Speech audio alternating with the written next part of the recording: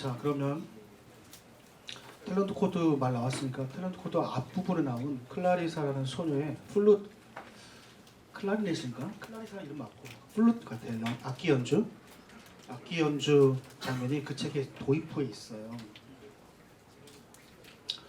그 책에 나온 도입부에 있는 클라리사라는 소녀가 악기를 연주하는 과정이 너무나 충격적이어가지고 거기서 모든 것은 시작돼요. 이 친구가 그 영상이 제 기억엔 6분 이내요. 짧은 영상. 이 친구가 홀로 악기를 관악기잖아요. 이렇게 연습하는 과정을 촬영한 거예요. 이게 이 모든 탤런트 코드의 시작점이었는데 미엘리네이션 그 두 개가 굵어진 거 있잖아요. 이 친구가 목표로 하는 곡이 있어요. 마스터하고 싶은 곡이 있어요. 그 곡에 주로 막히는 부분이 있었어요.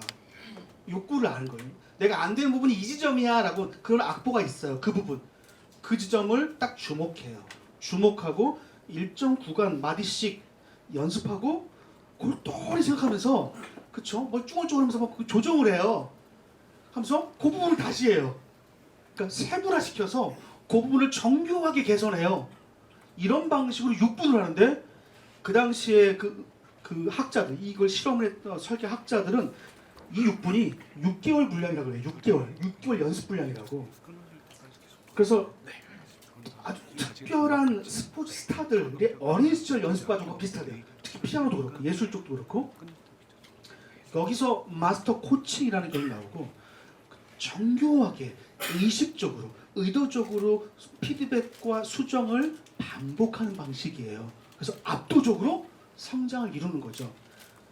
그 속에 즉각적 피드백이라는 개념이 들어가고 그때부터 이 데니얼 코일이 전 세계를 찾아다니기 시작한 거예요. 검증하려고. 저널리스트예요. 그리고 학자들의 연구들을 보태기 확인하기 시작해요. 그때 나온 대부분의 이론들은 미엘리네이션이에요. 아, 이게 굵어지는구나. 굵어지면서 더 정확성이 올라가고 순도가 올라가고 그렇죠? 밀도도 올라가고 실제로 그렇게 연습한 사람들의 해마를 포함한 대뇌 필 전반적으로 부피가 늘어난 증거들이 너무 많아요. 그러니까 왜 부피가 늘어나요? 왜 피질 부피가 늘어나요? 그게 두꺼워지는 거예요. 계속. 그런데 3개월 이후에 그것이 지속되는지 그것이 프리테스트든 리트리버리든 3개월 후에 아무것도 저글링한 집단은 부피가 늘어나고 저글링을 훈련하지 않은 집단은 부피가 늘어나지 않고 이렇게 실험 집단, 통제 집단을 돌리면서 그 이후에 효과를 봤는데 일정 기간을 통째로 그걸 하지 않으니까 원래 자리로 돌아가요. 그래서 인터벌이 중요한 거예요. 주기를 두고 스페이싱, 간격을 주고 반복하는 게 중요한 거예요. 또 사라지는 거예요. 그러니까 우리 아이들은 지식을 연결하지도 않고 시험 때 포스트잇을 머리에 붙이고 들어가는 거죠. 벼락치기로 포스트잇을 붙이고 시험에 들어가는 거예요. 이게 너무 습관이 잘 돼 있어서 대학가도 그렇죠. 대학가의 시험 기간 아시죠? 모두 수염 달려 있고 막 다 수염 있고 막 난리 나. 그래서 이제 이렇게 교수님 표현을 하면 이렇게 더덕더덕 붙이고 들어와서 시험 보고 시험이 끝나자마자 머리를 이렇게 털면서 두두두 나간대요. 포스트잇이 막 떨어진대요. 그거예요. 점점점이 들어가 있는데 연결되지 않으니까 다음에 조직화되지 않은 상태에 있으니 다음에 자극을 넣었을 때 안 나오는 거예요. 여러분 프리테스트가 왜 좋은지 한 가지 또 설명을 드릴까요? 이게 주기마다 문제를 풀면서 배웠던 것을 인출하는 방식으로 테스트할 때 왜 좋은지 또 하나 추가되는 조건들이 뭐냐면 인출 단서가 달라지니까 파이널 때 뭐를 건드려 잘 나오는 거예요. 인출 단서. 그러니까 우리 머릿속에 여러분 보세요. 한번 저랑 방금 했던 모든 내용을 실습해 볼게요. 제가 말하는 거를 떠올려 봅니다. 제가 말하는 걸 떠올려 봐요. 겨울에 눈 알아요? 눈 하면 뭐가 떠올려요? 떠오르는 거 머릿속에 한번 떠올려 봐요. 눈 내리는 장면 떠올라요? 떠올리면 끄덕끄덕. 눈이 흰색이야. 그 눈이 좀 차가운 느낌 어때요? 살짝 그 눈을 이상하지만 먹어본 적도 있는 맛도 좀 느껴. 눈을 밟을 때, 그쵸? 건식 눈, 뽀드득 습식 눈도 마찬가지고 그 소리 기억나요? 자, 혹시나 이런 지금까지 다 떠올랐다면 머릿속에 떠오른 건 발화된 건 다 뭐 한 거다? 연결된 거예요. 왜? 눈 색깔은 뒤쪽에 위로 올라갔고 눈의 모양은 아래쪽이고 눈의 차가움은 눈의 뽀드득은 옆으로 측뒤옆이고 그쵸? 눈에 대한 그 차가운 온도는 위쪽이고 체감각이고 이게 연합해서 만나가지고 내 머릿속에 눈의 지식망이 형성된 거예요. 이때 여러분 혹시 눈에 대한 추억이 있나요? 눈하면 떠오르는 장소나 사람, 민철이 그 녀석. 혹시 눈 오는 날 첫 만남 정류장에서 그녀와 만난 적 있으시잖아요. 그쵸? 첫눈 오는 날 만나기로 했잖아. 충만 선생님 맞잖아요. 첫눈 오는 날 그 정류장에 만나기로 했잖아. 혹은 눈싸움 했던 그 녀석 아시죠? 그 녀석이 내 뒷덜미에다가 눈을 넣어버려가지고 등이 차가웠고 뭐 이러잖아요. 이런 거는 죽을 때까지 안 잊어버리죠. 왜? 시간, 공간 앞에 시간, 공간이 해마했고 편도체가 해마에 붙어있거든요. 그게 감정 라벨링이에요. 서사적인 내용은 감정이 붙어서 라벨링이 되니까 서랍을 찾듯이 자기주도학습 개념 요쪽 서랍에 라벨 써있어. 자기주도학습 개념이라 써있어. 라벨 서랍. 감정이 딱 붙으면 라벨링이 돼요. 이런 식으로 수업하는 것도 괜찮죠. 이게 서사적 맥락 수업 방식이에요. 여러분 이게 지금 연결된 거예요. 이런 식으로 연결된 거예요. 근데 이 방식이 눈만 자극 와도 눈사람, 눈꽃, 하얀 다 떠오르고 심지어 민철이 눈싸움, 뒷덜미 차가움 다 떠오르잖아요. 어떨 때는 눈싸움만 만나도 어떨 때는 겨울 버스만 만나도 충만쌤 버스만 만나도 눈하고 그녀랑 다 떠오르죠. 어때요? 테스트 할 때마다 자극이 달라지잖아요. 그럼 나중에 필요한 순간에 파이널 때 자극이 단서가 많아진 상태로 들어가는 거예요. 요걸 건드려도 전체가 나오고 요걸 건드려도 전체가 단 조직화돼 있어야 돼요. 연결돼 있어야 돼요. 이걸 조직화가 잘 되는 방식은 리트리벌, 인터벌 반복해서 와서 그쵸 문제 풀고 테스트하고 설명해보고 자 이런 방식이에요. 그 부분을 제가 한 번 더 여러분께 연결된다는 게 뭔지를 소개해드린 거예요. 자 이제 플랜으로 가볼게요. 죄송해요. 이건 어떻게 줄일 수가 없었어요. 하지만 우리가 이걸 수업할 건 아니니까 플래닝에 실제로 우리가 이제 센터에서 할 일들은 공부 습관을 다지는 거거든요. 그때 그 공부 습관이 실제 무엇인지 이해하려면 그게 나온 배경을 좀 알아야 되거든요. 그래서 여러분에게 배경을 좀 소개해 드리려고요. 저기 제 왼쪽 메뉴에 보면 이 글씨가 혹시 안 보이는 분은 이거 치료를 좀 받으셔야 될 것 같아요. 건강이 중요해요. 여러분. 아이들과 체력 싸움입니다. 왼쪽 메뉴에 공부 악순환이 있어요. 위에서 아래로 흐름이에요.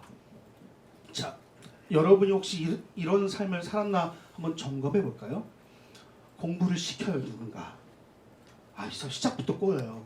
혹시 이런 경우 없으세요? 내가 뭔가를 좀 바람직한 걸 하려고 했는데 누가 하라고 시켜요. 예를 들면 이제 방 청소할 때가 된 것 같다. 임계치가 왔어. 마음 먹었는데 누가 야 쓰레기 잖냐? 청소 좀 하면 하기 싫잖아요. 근데 그분 입장도 이해가 돼요. 너무 안 하니까 시킨 거예요. 하여튼 누가 시켜. 공부해라. 시켜. 근데 시키는데 우리 특성상 착해 우리는. 시키면 싫지만 억지로라도 해요. 억지로 하면 어디로 가느냐? 보람의 구조, 양적 구조로 가요. 시간을 채우고 많이 해서 보람을 느끼는 양을 채우는 이 방식이 양을 채운다는 건 기계적 반복에 가까워요. 기계적 반복. 그러니까 인출하는 방식이 아니잖아요. 지식의 질적 구조에 진입하지 못할 경우가 많아요. 마지막 그래서 이렇게 하다 보니 실제로 파이널 어떤 시험, 어떤 테스트에 성과를 내기가 쉽지 않아요. 그러다 보니까 이게 내가 성과가 한번 나왔어야 이렇게 하면 성과가 나오는구나. 그 성과가 반복돼야 이 노하우는 내 거야 라고 그쵸? 패턴이 형성되는데 그게 안 되는 거예요. 저게 지금 계속 도는 거예요. 마지막에 한 번만 갈게요. 성과가 안 나오잖아요. 그러면 시키시는 분은 어떤 마음이 들까요? 아, 내가 잘못 시켰구나. 스스로에게 내버려둬야지라고 할까요? 아니죠. 더 시켜요.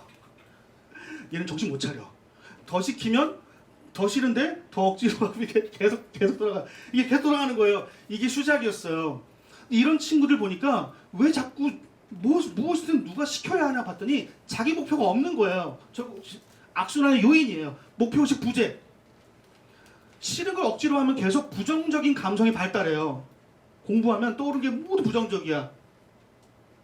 억지로 하니까 시간과 양을 채우잖아요. 보람을 느끼는 구조로 가잖아요. 그러면 이게 습관이 쉽지가 않아요. 기복이 생겨요. 기분이 태도가 되지 않기가 책 제목인데 기분이 태도가 돼요. 하다가 안 하다가 억지로 버티고 하지만 내용적으로는 기복이 있는 거예요. 습관이 안 된 거예요. 이렇게 양적 구조로 계속 가면 질적 구조가 붕괴되니까 개념 이해력은 점점 안 오르니까 개념 이해력 부족. 이런 방식으로 결과가 안 나오는 게 패턴화되면 자기만의 노하우가 형성이 안 되니까 공부법, 그렇죠? 희박. 자기만의 공부 기술 없음. 왜? 성과가 나와야 이렇게 하면 되는구나. 나의 기술이 하는데 없는 거예요. 자, 그래서 이때 우리는 어떻게 했느냐?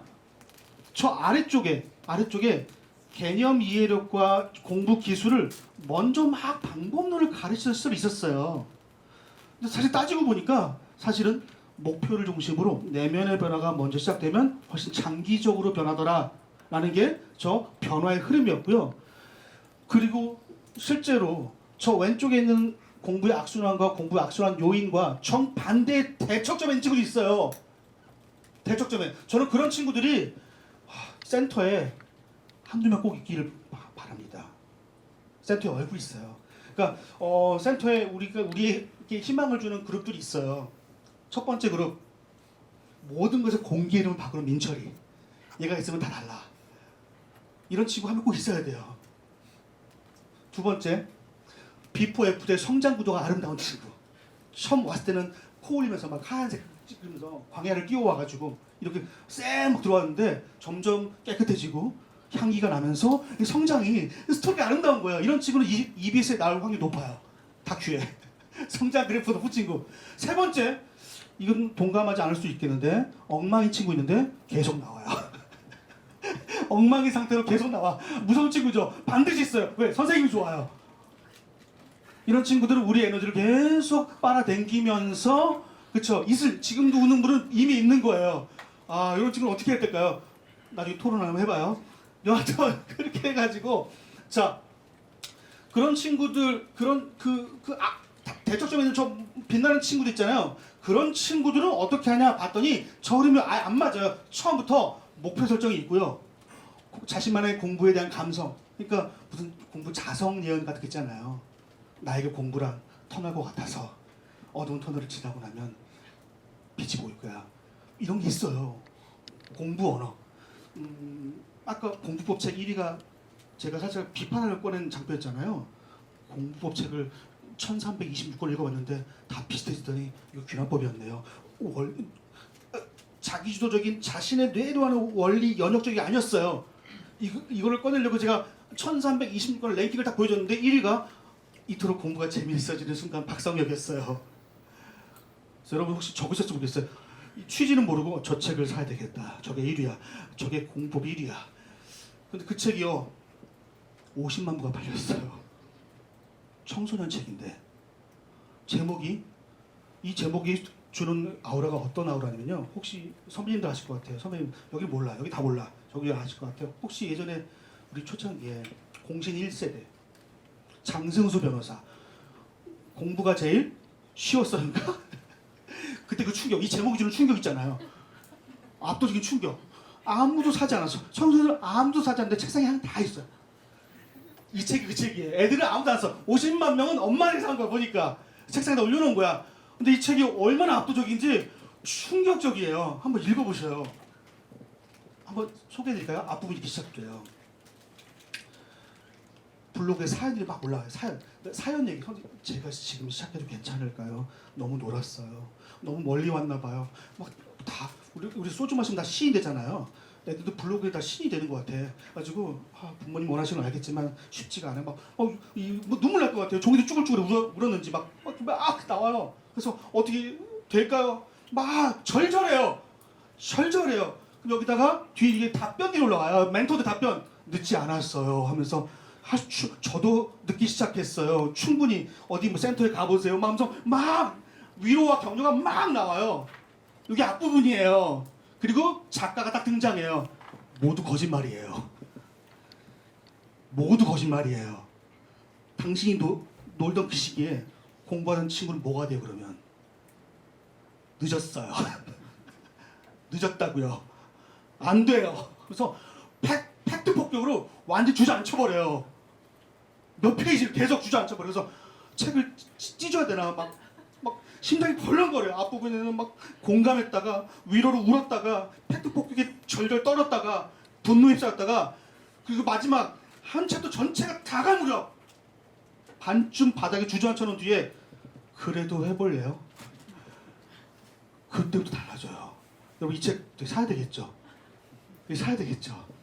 자, 그런 친구들은 5가지가 있다라는 거예요.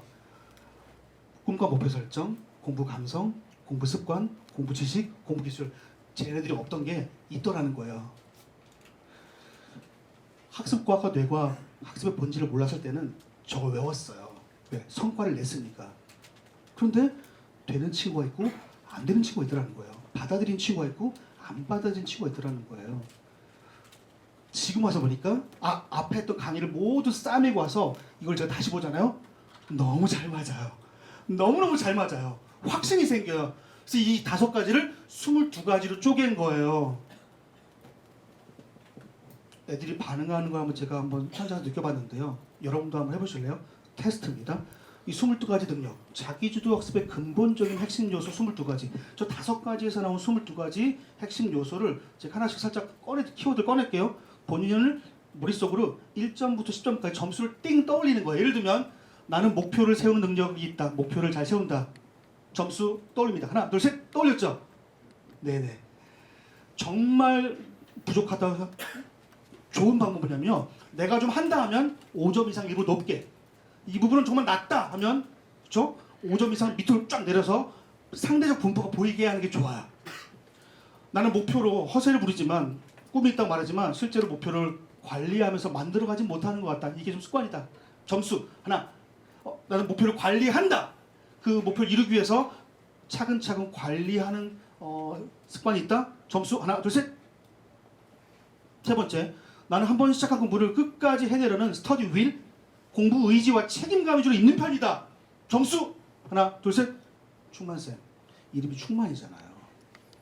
몇 점 주셨어요? 저기 그 공부 의지도. 운전면허 시험 볼 때 느낌 떠올려봐요. 운전면허 시험, 실기 시험 볼 때 어떻게 공부해야 돼? 그 마음. 몇 점 정도?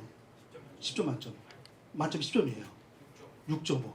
이렇게 해서 매기는 거예요. 공부 희열도는 지식을 정확히 제대로 이해해서 유레카 외치는 그 느낌 있잖아. 나 풀었다. 나 이해했다. 이런 느낌에 대한 경험치 1점부터 10점. 하나, 둘, 셋. 5점 이상 끄떡끄떡. 마이너스 끄떡끄떡. 자, 공부 희열도 시험 전 대응도 는 시험 기간에 시험에 대한 정보와 시험에 대한 지식을 스스로 관리하면서 느끼는 안정감을 얘기해요. 시험 불안도 측정이 있거든요. 진단이. 시험 안정감은 너무 멀죠. 난 시험 때 스스로 지식과 시험 정보를 관리하고 축적하면서 안정감을 느낀다. 점수 하나, 둘, 셋. 시험 후 대응도는 더 무서워요. 시험 후 대응도는 강력해요. 시험 후 대응도는 시험 끝나고 느껴지는 해방감을 잠시 보루, 지연시키고 이번 시험에 대한 피드백을 먼저 하는 태도예요. 점수 이건 정말 나와야 돼요. 자, 몇 점? 하나, 둘, 셋.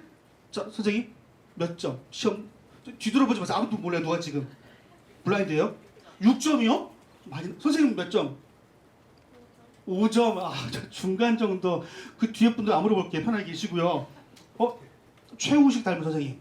영화배우 최우식 닮은 선생님. 본인이 약간 닮았어요. 약간 눈색이 때문에 최우식이에요 지금. 자, 몇 점? 시험 후 대응도 4점. 이게 어려워요. 다시 해볼까요? 시험 끝나자마자 해방감을 잠깐 유보하고 즐거움을 유보하고 이번 시험에 대한 피드백을 남겨서 다음 시험에 대비하는 태도가 시험 후 대응도예요. 완전 위대한 거예요. 왜? 시험은 실수하는 패턴이 있는데 한 번도 피드백하지 않으면 이게 반복돼요.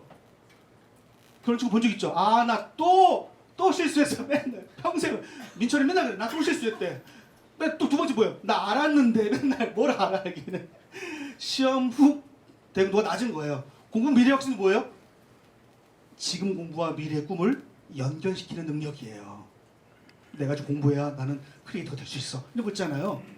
역경관리, 시간관리 쭉 있어요. 이런 내용들이 세부 요소예요. 그만할게요. 또 도파민 고갈이 보이기 시작했으니까 그만할게요. 그래서 전문가들이 이거를 공통 요인을 뽑아서 공통적으로 묶음 처리할 수 있는 4가지 습관을 찾아낸 거예요. 이게 우리가 실제로 센터에서 아이들과 컨텐츠는 EBS가 강력하니까 이 컨텐츠를 중심으로 둘러싸고 있는 그쵸? 습관 4개를 찾은 거예요. 한번 용어를 따라해 볼까요? 따라합니다. 수업 성공 습관. 시작. 이 수업 성공 습관은 학교의 수업일 수도 있고 와서 할 수 있는 EBS 디지털 플랫폼의 컨텐츠일 수도 있어요. 요거 중요해요. 요거를 소홀하면 나머지가 멀쩡해져요.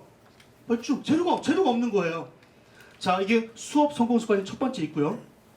두 번째가 수업 앞과 뒤. 민철아, 오늘 뭐 배웠어? 이렇게. 지난주 어디까지 했어? 툭 연결점을 건드려주는 거잖아요. 이게 앞쪽에 있는 거예요. 뒤쪽에는 이게 사라지기 전에 리트리벌, 인출해서 그쵸? 에빙하우스의 망각곡선을 완화시키는 거예요.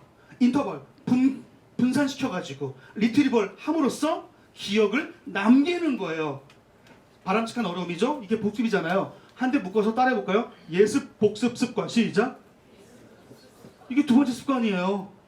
수업 성공 습관이 첫 번째, 예습, 복습 습관이 두 번째. 자, 세 번째가 우리 노트가 있어요. 노트. 따라해볼까요? 지식 축적 습관. 시작. 노트 하니까 떠오르는 또 세계적인 연구가 또 있네요. 2014년에. 여러분, 이게 제가 설명하다가 때는 1972년이었습니다. 또 긴장되고 집중되지 않아요? 이게 감정 라벨링이라는 거예요. 아까 얘기했잖아요. 이렇게 하면 툭 몰입이 잘 돼요. 왜? 나랑 관련이 있을 것 같은 거예요. 여러분 아시나요? 1년 전 이곳 이 강의장에서 하면 나랑 관련이 있는 거예요. 내가 지금 여기 있잖아요. 여러분 아시나요? 제가 8번, 18번, 28번 왜 떨려요? 관련이 있는 거예요. 나도 불릴 수 있다. 민철아 부르는데 만철이랑 영철이가 같이 흥분해요. 왜? 나도 부를 수 있는 선생님이 지금 안 부르면 섭섭하고 부르면 좋아하고 관련성. 그래서 제가 2014년 펜 뮬러 교수와 오펜하이머 교수가 이미 아이폰은 2008년 나왔으니까 점점 더 엄지손가락과 키보드로 세태가 흘러가고 손글씨가 사라지는데 이상하게 학습력은 더 떨어지니 이게 뭔가라고 고민하던 차에 실험을 시작했어요. 실험 이후에 논문을 발표하는데 논문 제목이 압도적이에요. 제가 앞서 얘기했던 수많은 실험 사례다 논문이 압도적이에요. 아까 그 프리테스트 있잖아요. 프리테스트 논문 제목이 테스트 퍼스트 런 레이터예요. 독특하죠? 테스트 먼저 설명 그 다음 이거예요. 실수할수록 성장한다. 논문이 뭐예요? Mind Your Error예요. 제이슨 모저 2011년. 너의 실수를 사랑하라예요. 실수할수록 성장한다. 이번 논문은 뭐예요? The pen is mightier than the keyboard예요. 손글씨가 엄지손가락보다 키보드보다 위대하다라는 거예요. 실험 집단과 통제 나눠가지고 똑같은 컨텐츠를 쓰면서 학습해. 한 집단은 타이핑해 하면 누가 더 정확하게 강의 내용을 다 적을까요? 타이핑, 키보드, 손글씨. 100% 타이핑이죠. 속도가. 근본적으로 손글씨는 느려요. 그럼 어떤 일이 벌어질까요? 손글씨 집단은 어떤 일이 벌어질까요? 근본적으로 못 따라가니까 버릴 거랑 남길 걸 구분하는 거예요. 중요한 걸 고민하기 시작해요. 말하는 논리 구조를 이해하기 시작해요. 내 언어로 바꾸기 시작해요. 머리의 연결이 시작된 거예요. 이때 이 바람직한 어려움이 파이널 때 잘 떠오르는 거예요. 왜? 연결돼 있으니까 탄탄하게. 이게 그 논문 핵심이에요. 그래서 지식 축적 관리 습관은 노트필기잖아요. 노트필기는 위대한 거예요. 위대한 거예요. 사고의 흔적을 적고 거기에 질문을 적으면, 그쵸? 수업 전에 살짝 예습하고 궁금한 거 질문을 적잖아요. 어이없은 질문도 못다 의미 있게 수업 내용과 연결되는 거잖아요. 자, 이게 두 번째 했죠? 세 개 했죠? 그리고 우리의 근본과 우리 코디네이터의 근본과 맞닿아 있는, 우리가 여기서 수업에 강의를 하지 않잖아요. 우리는 이 존재 자체를 이 공간에서 이 시간에 나에 맡겨진 이 땅 위에서 이 친구들이 이 공부를 자신의 머릿속으로 받아들여서 기억을 잘하게 도와주고, 그리고 여기에 눌리지 않고 성장하기를 바라는 우리가 존재 의미니까, 여기서 중요한 게 네 번째가 우리 존재랑 맞닿아 있어요. 한번 묶어서 따라해볼까요? 플래닝, 피드백, 습관. 시작. 이게 바로 네 번째 습관이에요. 이 네 가지로 22가지를 공통점을 추출해가지고 단순화시킨 거예요. 단순화. 이거면 충분하다. 이 내용이 우리 센터에 여기저기 다 들어가 있잖아요. 다 들어가 있어요. 센터에 오는 친구들이 선생님, 충만쌤, 다음 주 시험 기간이에요. 너 왜 이제 얘기하니? 3주 전에 얘기했어야지. 이렇게 하면 시험 기간 되면 관심 가질 거 아니에요. 시험 기간이니까. 시기별 공부가 있고, 그렇죠? 이렇게 하나하나 우리 아이들의 필요를 잘 살피면서 우리는 계속 동행할 겁니다. 이런 우리의 존재 의미가 우리의 정체성이고 코디네이터의 개념 정의로 흘러가고 있다라는 점 말씀을 드리고요. 이런 네 가지 공부 습관을 반영한 최적의 도구가 플래너. 이 도구. 플래너. 초등 고학년과 중학생은 양상이 달라요. 플래너가. 초등 고학년은 그 자체를, 행동 자체를 습관화하기 위해서 좀 단순할 필요가 있어요. 핵심 습관 위주로. 근데 중학생은 구체적 형식적 조작기잖아요. 형식적 조작기. 그러니까 이런 프레임들이 안 맞는 친구가 있겠지만 의미가 있어요.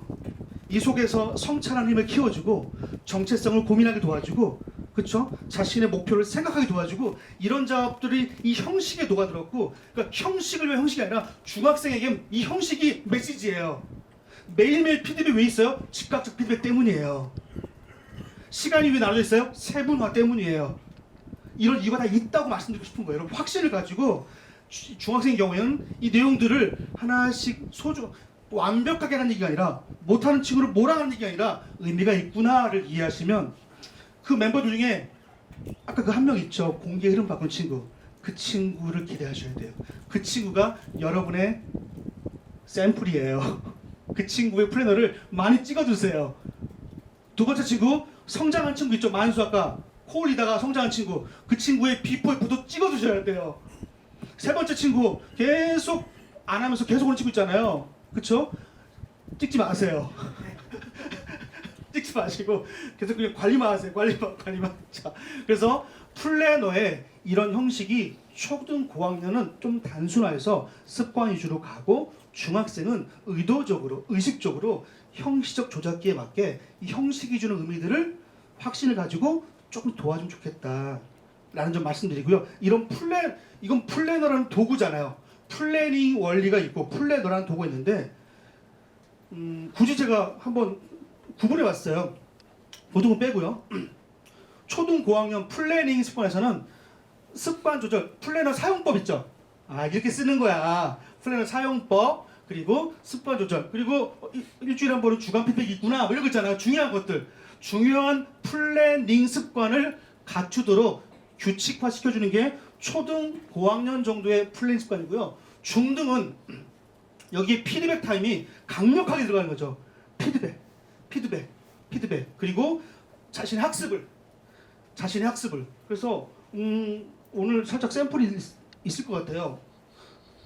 중학생들은 자기 방식으로 변형시켜요. 플래너 조금씩 변형시켜요.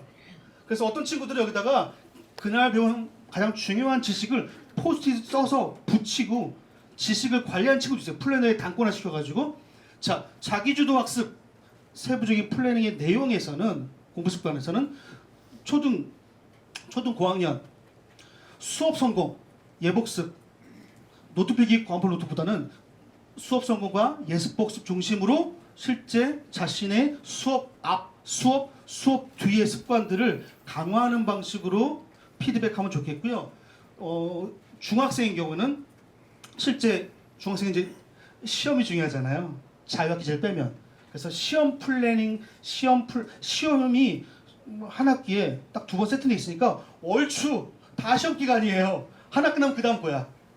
시험 전 대응도, 시험 후 대응도, 그 다음에 좀 있다 보면 3주 플래닝. 보통 3주니까 3주 플래닝. 시험 끝나고 또 좀 있다면 또 3주 플래닝. 이렇게 하니까 시험 자체를 좀 소중히 여기면서 그래야 학교 수업, EBS의 플랫폼의 컨텐츠가 하나하나가 모두 시험과 연결되는 중요한 수업 성공이다라고 연결할 수 있으니 그 시험을 중심으로 가면 겉돌지 않고 목표가 좀 선명해지니까요.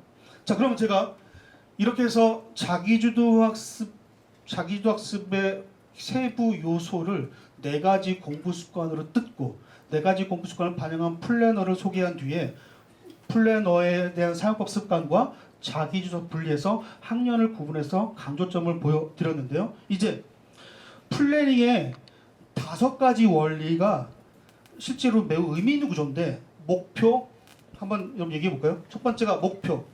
그 다음은 그냥 얘기해 보세요. 프리테스트, 전략, 시간 배치. 이제 그만하세요. 선생님 너무 앞서가요. 목표, 전략, 시간 배치. 그 다음 실현, 실행. 마지막 피드백. 이 5가지를 5가지 자체가 기능이 있는 컨텐츠예요 원래. 그러니까 플래닝 자체도 이해하는 과정이 있을 수 있어요. 이게 센터에서 실제로 사용되지 않을 수 있지만 우리는 이해해야 되니까. 그래서 목표, 전략, 시간 배치, 실행, 피드백의 과거 초창기 일반적인 컨텐츠 라인업이에요. 그러니까 목표에는 저런 걸 수업했었어요. 나 발견하게 하면 실제로 진로에 근접한 아이들의 마음을 두드리면서 공부할 목적을 세팅했었어요. 좋아하는 거 다 적어봐.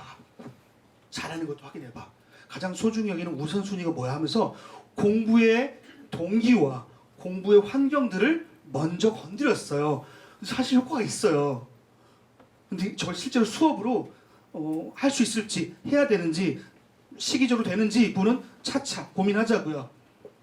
나 발견하기에 재능, 흥미, 재능, 가치, 역할, 목표. 자, 세계 발견하기는 인생의 꿈부터 학업의 꿈까지, 목표까지 쭉 상위 구조에서 하위 구조로 내려오는 작업들을 해요. 저기 약간 진로 느낌 나죠? 저 앞부분은. 그리고 전략은 지피지기 100점 배승, 나 알기, 공부 알기라고 해가지고 나 알기에는 전략 과목, 취약 과목. 사실 이 내용은 EBS의 플랫폼 안에 있는 진단을 쓰면 될 것 같아요. 이런 테스트와 진단들이 있으니까 그 내용을 사용하면 나의 학력 상태, 학습 유형 이런 것들은 얼추 나올 수 있을 것 같아요. 다만 저기 아이들이 주로 집중력이 흐트러지는 그 자신만의 유혹들이죠. 유혹들. 이런 것들은 우리가 오프라인을 할 수밖에 없어요. 전 사실 어떻게 할 수가 없어요. 우리가 대화해 줘야 돼요. 이게 나에 대해 알기고요. 실제로 진짜 전통적인 플래닝 수업이 있었어요. 플래닝 수업할 때는요. 이거 하나하나를 한 차씩. 오늘은 흥미. 이번 주 과제는 흥미 인터뷰. 2차 시는 재능. 과제는 재능 인터뷰. 이런 작업을 하나씩. 우리는 뻔한 것 같지만 아이들은 처음이니까 매우 의미 있는 구조다. 자, 중요한 건 제가 여기서 또 말하려고 그래요. 공부 알기, 그러니까 전략 부분에 공부 알기 있잖아요. 이 부분이 공부 습관 내용이에요. 오늘 저는 여기와 여기를 좀 집중해 볼까 해요. 2가지를. 자, 그러면 공부 알기는 얼추 우리가 자기주도 학습의 요소라 그 다음에 4가지 공부 습관의 내용이 좀 들어가 있죠. 맨 위에 수업 성공 습관 있고 그 다음에 좀 움직입니다. 따라오세요. 수업 성공 습관 있고 그 다음에 예복습 있잖아요. 그렇죠? 시기별 공법 따로 있고요. 그래서 이 2가지가 실제로 피드백 플래닝과 피드백 지식 축적을 빼면 두 가지가 실제적인 공부에 대한 기본적인 전략인데 이 부분을 좀 살짝 소개를 시켜드릴게요. 학교 수업 성공 습관, 수업 성공 습관은 다들 아실 거예요. 이게 너무 유명해가지고 LAUA 체크표 하면 딱 뜨던데 벌써. 한번 따라해볼까요? LAUA 시작. LAUA. 자, 지금 보통 우리가 생체 시계를 보자면 지금 사실 밥을 먹고 있어야 할 시간인데 여러분이 지금 공부를 하고 있어서 좀 지쳐 보이는 것 같아요. 하지만 계속 가야 됩니다. 힘내시고. 자, LAUA. 그러니까 수업 성공에는 기본적인 방법 원리가 있는데 LAUA다라는 거예요. L은 뭘까요, 여러분? L? 프리테스트 항상 말해보는 프리테스트 리트리벌 항상 말해보면서 L은 뭘까요? 듣기. 그 수업 어때요? 여러분이 이제 수업을 진행하고 혹은 강의를 하는 사람이 청중이 입장에서 앉아보면 강의가 잘 안 들릴 때가 있죠. 아는 내용을 할 수도 있고 저는 더 심해요. 그래서 어떤 원칙이 있어요. 드러난 규칙이 아니라 내면의 원칙이 있어요. 누구 앞에서 막 강의를 하더라도 절대로 내가 앞에서 느꼈던 좌절감을 못 느끼게 할 거야. 그래서 엄청 초집중해요. 어떻게 하느냐? 완전 눈을 쳐다봐요. 동선이 바뀌면 따라가요 항상. 그리고 의미 단위마다 끄떡여요. 그리고 안 들리겠지만 추임새를 넣어요. 그래서 듣기가 중요하구나. 이렇게 하면 저 양반은 나랑 지금 수업하는 거예요. 여러분 고등학교 교실 가면 실제로 많이 자요. 아시죠? 자는 친구 중에 1등과 반장이 있을 수도 있어요. 교과 교사 입장에서 더 힘들어요. 더 슬퍼요. 사연을 아니까. 저 친구들은 지금 잠을 보충해야 될 시간이니까 또 밤새 공부 학원 가고 하는 거야. 두 번째, 아는 내용을 내가 수업하고 있으니까. 왜? 나의 수업 난이도 수준은 중간쯤 맞춰놨거든요. 쟤들을 살 수 없잖아요. 이 쟤들은 알고 있어 이미. 그러니까 중간쯤 어느 구간에 맞춰서 설명을 하고 있는 거거든요. 그러니까 많은 수가 자고 지금 와서 어쩔 거야 하면서, 그리고 반장하고 1등은 보충해야 돼요. 자고. 그리고 또 일부분은 완전 나를 공기 치면서 막 살고 있고 막. 아까 세 번째 그 있죠. 코를 뛰어 들어온 친구. 이 친구가 고등학생이 된 거예요 지금. 나를 막 공기 치고면서 놀고 있는 거야. 이런 친구 있고, 심지어 깨어 있는데 정시 준비한다면서 뭐 한다면서 다른 문제를 푸는 친구 보이잖아요. 인정. 다 사연도 알아. 그럼 누가 눈뜨고 있냐? 누가 상호작용하냐? 이 수업을 소중히 여긴 친구들. A그룹 한 명 있어요. 소수 있어요. 소중히 여긴 친구들. B그룹은 뭐예요? 인성이 압도적인 친구예요. 야, 어떻게 선생님 저분이 교원 시험을 실수를 해서 교사가 됐고, 지금 저분이 늘 담임만 10년 짜고 저분이 할 때마다 다 자는데 난 잘 수 없어. 나 그렇게 배운 적이 없어. 인간적으로 항상 깨어있는 거죠. 이 소수가 나를 보면서 수업을 듣고 기록하면서 하는 거예요. 인터랙티브. 그렇죠? 그러면 교사 입장에서 얼마나 고마워요. 사랑스럽고. 그렇죠? 그래서 얘기하는 거죠. 오늘 수업 내용 중에서 시험 문제 낼게. 이렇게. 자, 이게 바로 리스닝. 그래서 원칙이 잘 쳐다보자죠. 리스닝. 그런데 잘 들으면 프리테스트, 프리퀘스천. 프리테스트라는 논문이 있고 프리퀘스천 논문이 있어요. 앞에 질문을 생성했을 때, 수업 전에 질문을 만들어놨을 때, 그거를 예습을 통해 목차를 보다가 적었을 때, 심지어 예습의 방법론으로 오늘 배울 내용을 한번 훑어봐. 모르는 것만 체크해 라고 지시했을 때, 그래서 수업 전에 모르는 것만 체크했을 때, 이렇게 수업을 시작하면 프리테스트, 프리퀘스천이잖아요. 잠이 안 와요. 이펙티브예요. 이게 바로 요 에스킹이에요. 질문이 있으면 듣게 되더라는 거예요. 억지로는 못 깨워요. 그래서 LA가 붙어있는 거예요. 질문. 이 질문을 만들기 위해 예습이 중요하다는 거고, 수업 중에도 질문할 수 있고 용기도 필요하고 그래서 질문을 품고 들으면 집중하게 된다. 수동적으로 듣는 건 어렵다. 이 수동적인 반복은 인추가 반대고 수동적인 듣기도 쾌수가 반대예요.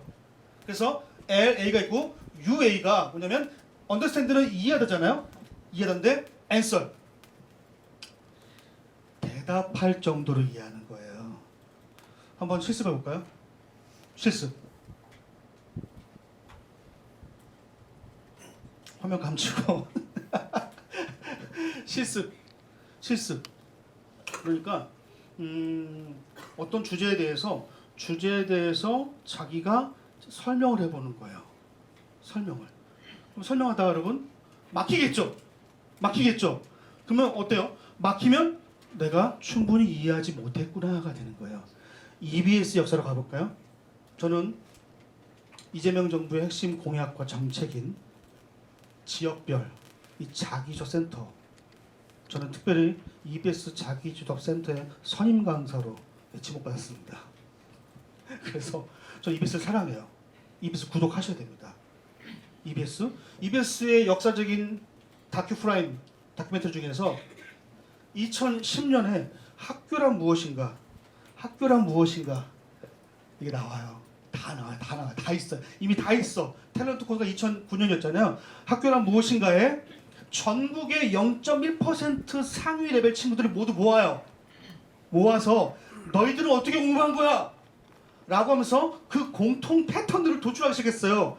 그때 가장 이상했던 게 있어요.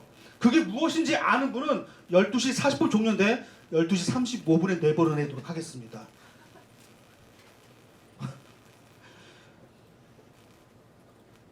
독특한 점. 학교란 무엇인가에 0.1% 그 친구들의 공통점 패턴이 몇 개 있는데 그 중에 학교에서 집에서 특정 행동을 보여요. 너무 이상했어요. 그게 너무나 타당한 거예요.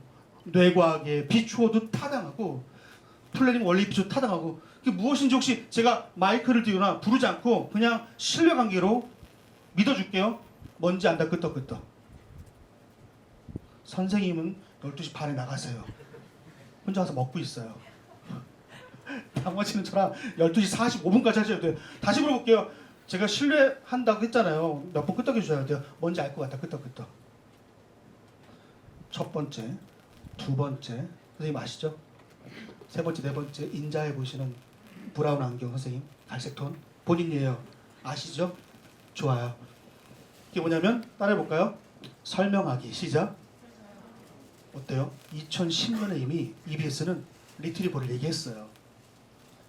여러분 다 있었어요. 2010년에 리트리버 주소 리트리버라는 말이 없었지만 설명하기.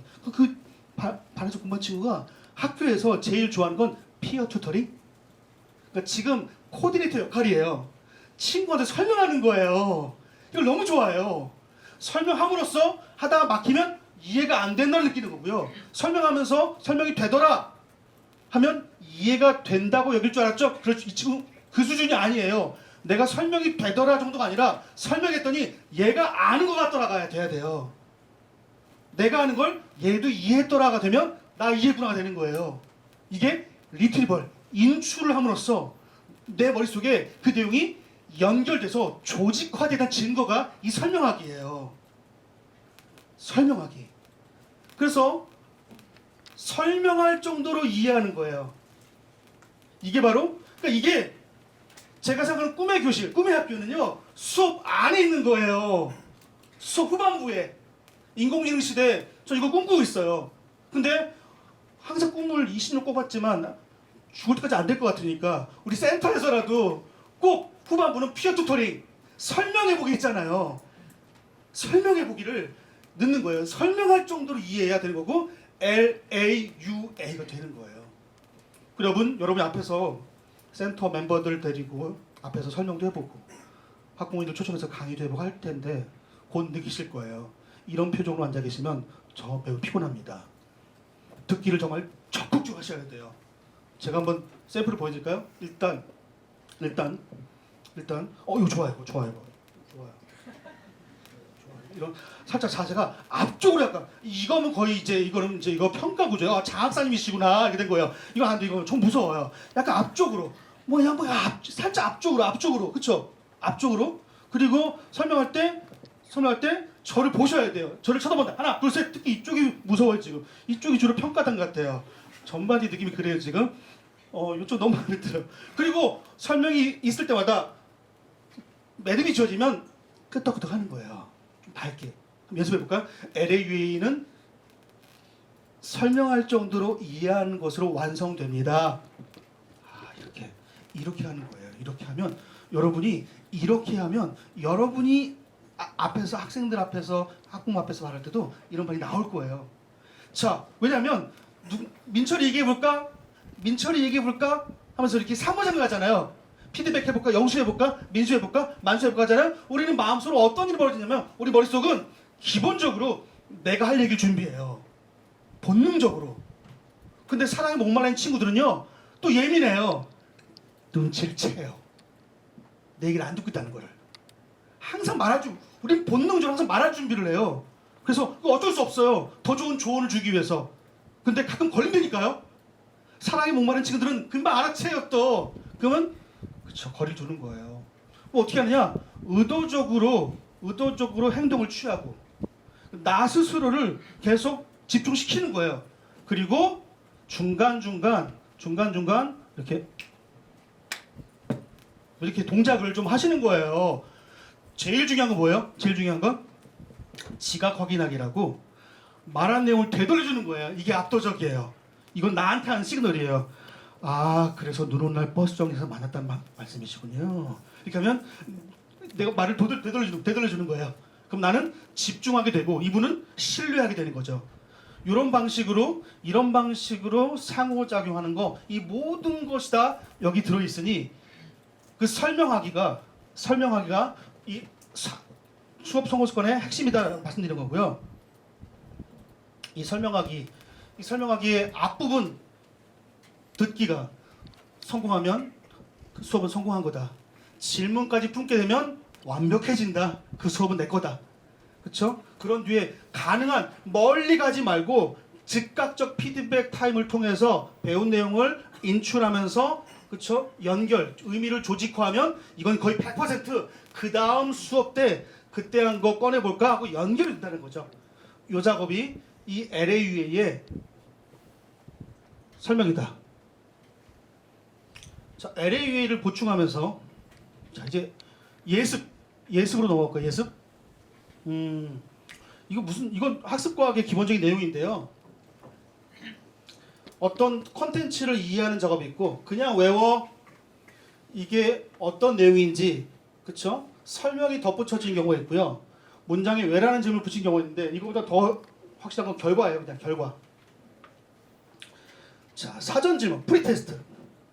사전 질문을 한 집단, 사전 질문을 하지 않은 집단 공통 수업 컨텐츠를 수업한 이후에 시험을 보잖아요. 그 시험 점수가 세로축이에요. 사전 질문을 한 내용이 관한 문제 나오면 아싸! 내가 질문한 내용이 나왔네? 성적 잘 나오겠죠? 사전 질문을 하지 않은 친구들은 안 나왔어요. 기본적으로 더 떨어져요. 사전 질문의 완성도나 정답률을 떠나서 사전 질문을 하는 그 자체가 그쵸? 하지 않은 것보다 성취를 높인다. 심지어 사전 질문을 하지 않은 내용에 관한 문제 그러니까 질문하지 한 내용과 관련하는 컨텐츠를 만나도 높다는 거예요. 심지어 이게 안 나왔지만 질문한 내용, 예측한 내용이 틀리더라도 올라가요.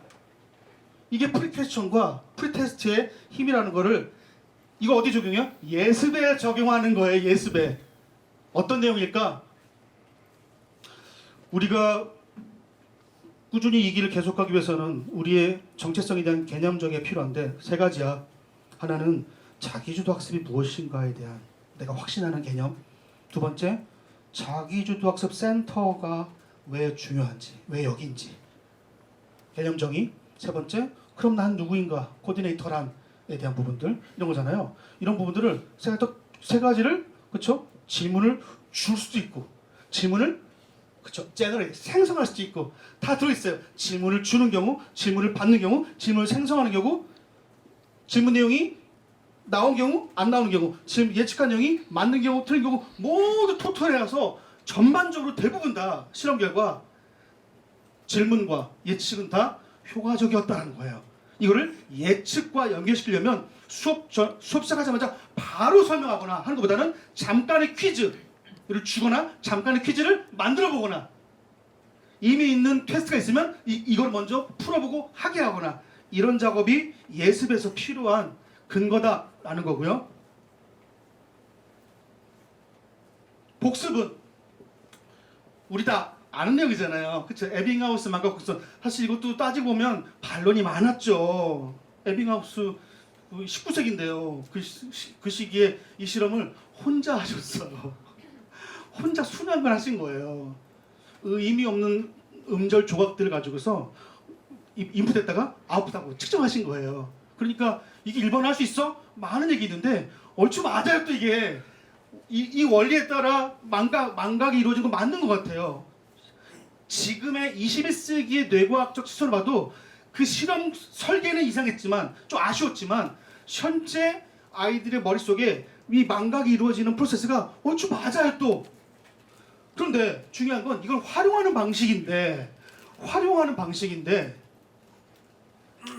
자, 복습의 간격에 대해서 여러 이론이 있어요. 그러니까 여러 이론. 그러니까 일단 복습의 간격이고 복습의 방식은 능동적 인출이에요. 제가 반복하죠. 기계적 반복이 아니라 능동적 인출이다.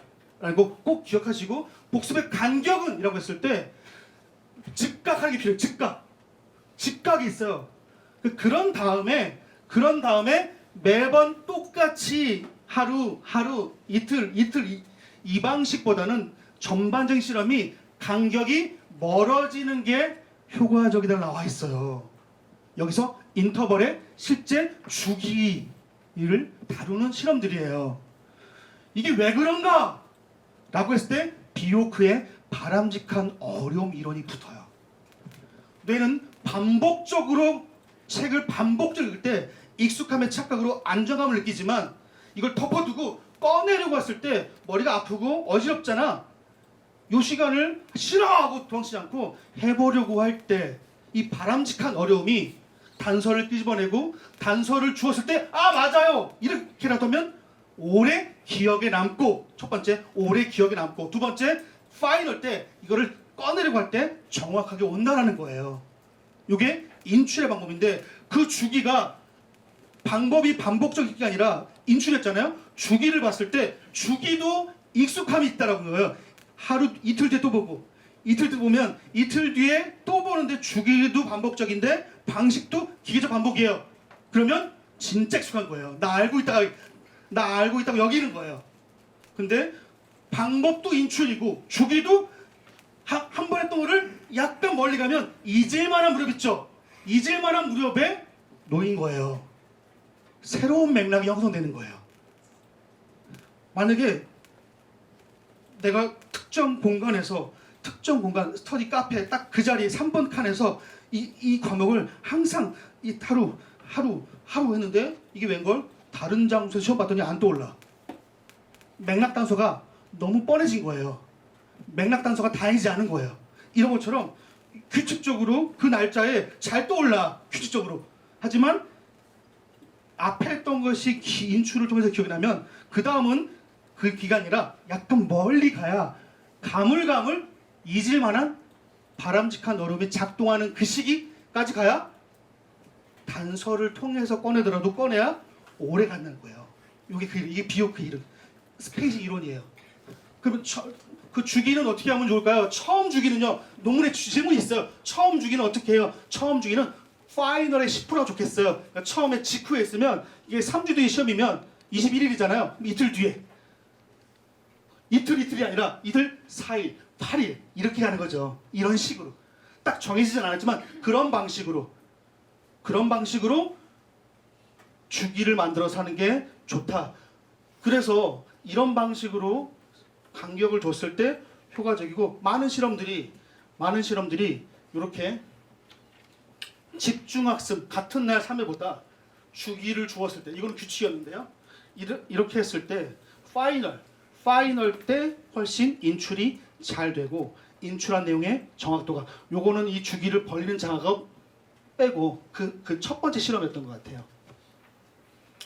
이런 내용들이 그렇죠? 복습에 대한 그래서 이 복습을 주기를 나름 시나리오도 만들면 이런 시나리오가 나오는 거죠. 수업 시간이 있어요. 이것이 학교의 수업일 수도 있고 여기 와서 문제를 푸는 태블릿으로 공부하는 이런 시간일 수도 있겠죠. 그래서 직후가 뭐예요? 직후에 한번 딱 해줌으로써 효과를 일단 한번 떨어지는 거 망각 곡선을 툭 치고 올려준 거죠. 그 다음에 여기는 원래는 학교길 집에서 읽게 되는데 이 방식이 사실은 너무 이상적인 그림이고요. 이렇게 두 번째 복습이 아니라 두 번째 PC방 놀이고 세 번째 집에서 게임이잖아요 원래. 그래서 여기를 우리 센터가 바로 잡아주는 역할을 하는 거죠. 자 여기가 이제 복습에 대한 부분이고 예습 복습이고요. 수업이랑 예습 복습했죠. 현재 시간 27분이네요. 이제 여기 시간 관리가 이만큼 있잖아요. 이만큼. 사실 이 부분이 플래너의 꽤 많은 부분을 차지하고 있어서 제가 여러분에게 한번 소개한 적이 있는 것 같은데 시간 관리의 레전드 프로세스 소개해드릴게요. 아주 정교한 프로세스. 나와 있는 일반적인 것보다 훨씬 정교한 실제 학생들과 많이 해봤던 여러분이 실습한다라는 생각을 한번 따라오시면 좋겠어요. 상상하면서 이걸 다 펴놓은 상태에서 제가 이제 순서가 고정시간, 가용시간이잖아요. 이 앞에가 뭐가 있어요. 실제 수업할 때 제가 해봤던 경험치에서 끌어올린 아주 학생들에게 잘 먹히는 프로세스를 소개해 드릴게요. 이 방식은 어쩌면 우리에게도 적용될 수 있습니다. 여러분 한번 이렇게 실습을 해본다고 가정합니다. 지난주가 기억나나요? 선생님 지난주 기억났어요? 좋아요. 자신의 일주일 일과를 한번 특히 저녁 위주로 떠올려 보는 거예요. 그래서 애들한테 이렇게 해요. 얘들아, 원래 고정시간, 가용시간, 셀공목표 이게 순서인데 진짜 중요한 거 있어. 쌤은 니들 뭐하고 사는지 그러니까 나의 현재 어떻게 시간을 쓰고 있는지를 직시하는 게 마주보는 게 너무 중요해. 너무 궁금하다? 이거 발표하지 않을 거야. 하지만 스스로는 꼭 알아야 돼. 내가 도와줄게. 이 표가 딱 있어요. 일주일 표 안에다가 가장 가까운 일주일 뭐하고 사는지 블럭을 그려봐. 나 이거 그대로야. 뭐 게임 3시간, 넷플릭스 5시간, 엄마한테 안 걸림, 뭐 계정 바꿈 다 써. 여기서 뭐 다 써. 엄마한테 PC방 엄마한테 스터디카페 간다 그러고 농구하러 갔음. 그렇죠? 그러면서 다 써. 나만 알 거야. 그래서 막 써요. 되게 신나. 되게 열심히 해요. 그래서 막 그려요. 여러분도 막 쓸 거예요? 그렇죠. 아내 몰래 게임 시작해가지고 아내가 들어올 때 바탕화면 내리고 컨트롤 D 한 다음에 윈도우 D 한 다음에 뭐 올리고 뭐 이렇게 다 써. 그러면 이거를 짝꿍하고만 살짝 설명해줘요. 나 말아 먹었다. 이때 블랙아웃이고 이때 게임 30분 하려다가 3시지 않네? 하면서 막 얘기해요. 그 완전 공감대가 물결처럼 일어나요. 그럼 제가 물어보죠. 마음에 들어? 그게 계획이었어? 그렇지 않대요. 여러분, 이 말도 안 되는 가벼운 친구들이 되게 때로는 진지해요. 이걸 어떻게 설명해야 될까? 마음에 드냐고, 괜찮냐고, 그게 계획했던 거냐고. 그 중에 마음에 안 드는 시간 있지 않아? 그래서 첫 번째 썼던 거 우리가 한 건 한번 따라해볼까요? 여러분 따라해보세요. 시간 일기 시작. 시간 일기를 그린 거야. 여기서 그렇게 사는 걸 원치는 않았잖아. 시간 도둑을 찾아볼까? 빨간 펜으로 마음에 안 드는 걸 그리기 시작해요. 이렇게. 그러면 또 그려요. 이렇게 만약 아니었어. 이게 게임으로 다 채울 거 아니었어. 하면서 시간 도둑을 그려서 또 그룹별로 설명하면 완전 공감대가 내가 제일 이상은 아니었거든. 저 녀석이 더 심각했거든요. 새로운 희망이 막 생겨요. 아, 내가 문제가 심각한 게 아니었구나 하면서 시간 도둑을 확인해요. 블록을 잡았어요. 그러면 여기서 다른 걸 또 꺼내요. 정말 넣고 싶은 자신만의 우선순위가 있어. 꼭 넣고 싶은 거. 따라해볼까요? 우선순위 시작. 아이젠버그의 우선순위는 여기 나오는 거예요. 그래서 자기 삶에 운동 있잖아요. 일기쓰기 있잖아요. 가족과의 대화 있잖아요. 되게 추상적이지만 죽을 때까지 안 하는 거 있어요. 평생 소중함을 알지만 그쵸? 잃어버리지 않는 한 모르는 게 있어요. 그걸 먼저 살짝 넣어줘요. 말도 안 되는데 이상하게 해요. 계속 바꿔갈 겁니다. 그래서 시간 일기, 시간 도둑 우선순위 했죠? 그리고 고정 시간을 세팅해요. 네가 공식적으로 해야 되는 거 있잖아. 바꿀 수 없는 거. 학교, 학원, 잠, 식사 있죠? 고정 시간을 넣는 작업을 해요. 그 다음이 중요해요. 고정 시간을 그린 다음에 그 다음에 가용 시간이 나오는데 이게 최초로 자신의 자원을 스스로 꺼낼 시간이에요. 아, 맨날 없다 했지만 24 월요일 24에서 가용 시간을 고정 시간을 빼니까 더해서 3시간이 있었네. 처음으로 보여요. 처음으로. 내가 쓸 수 있는 월요일 3시간이 처음으로 보이는 거예요. 화요일, 수요일, 심지어 토요일은 가용 시간이요. 7시간 나와요. 막 나와요. 아, 있었구나. 그래서 가용 시간을 통해서 밑에 셀공 시간을 적는 거예요. 자신의 한정 자원을 처음 만나는 시간이죠. 그러면 가용 시간에서 그다음 따라볼까요? 셀공 목표 시작. 셀공 목표가 나오는 거예요. 그러면 그렇게 해서 일주일을 살아보잖아요. 여기서 셀공 목표가 월요일 1시간, 화요일 2시간만 있잖아요. 그럼 이렇게 해서 여기 셀공 목표에서 실제로 살아보면 실제 셀공 시간이 있고 셀공 목표를 일주일 합쳐서 더한 거 분모, 실제 셀공 일주일 합쳐서 분자 곱하기 100 하면 시간에 대한 달성률이 나와요. 그 우리가 피드백이 어려운 건 소재가 없기 때문인데 이런 것들이 있어야 끌어올 소재가 있잖아요. 자, 그래서 지금 표정을 보아니 지금 밥때가 왔다는 느낌이 좀 느끼시는 것 같아요. 지금 그래서 제가 상당히 좀 당황스럽고요. 예를 들어볼까요? 여러분 보세요. A라는 친구와 B라는 친구가 어떻게 2주일 만에 성장하는지 플래너의 시간만을 가지고 볼게요. 보세요. A라는 친구 주간 가용 시간 12시간 합친 거예요. 그래서 주간 셀공 시간 이번 주에 월요일 2시간, 화요일 1시간. 그러니까 처음으로 가용 시간을 만났으니 나도 공부할 거야. 나에게 시간이 있었구나 라고 10시간을 목표로 해요. 근데 말도 안 되죠. 일주일 뒤에 합산해 보니까 5시간 억지로 한 거예요. 그러면 달성률이 몇 %예요? 말해야 끝납니다. 50%예요. 보세요. 목표를 10시간 잡은 의욕에 찬 이 녀석은 5시간 하고 목표 50%를 받았고요. 이 친구는 공부 좀 안 한 친구예요. 가용 시간 똑같아요. 근데 목표를 난 5시간도 버거워. 근데 억지로 4시간 했어요. 몇 %예요? 기분이 좋아요. 기쁨, 실망. 공부를 1시간 더 한 녀석은 실망하고 공부를 1시간 덜 한 녀석은 기뻐해요. 그래서 피드백해요. 너 다음 주 어떻게 할 거야? 다음 주는 목표를 줄일 거야. 7시간으로. 실제 세공을 하나만 올렸어요. 다음 주 일주일 뒤에 A는 86% 가요. B는 기쁨이라는 작은 성취감을 근거로 이제 공부 좀 하자 1시간 올렸어요. 목표를. 그리고 1시간 더해서 5시간 했어요. 달성률은 83%예요.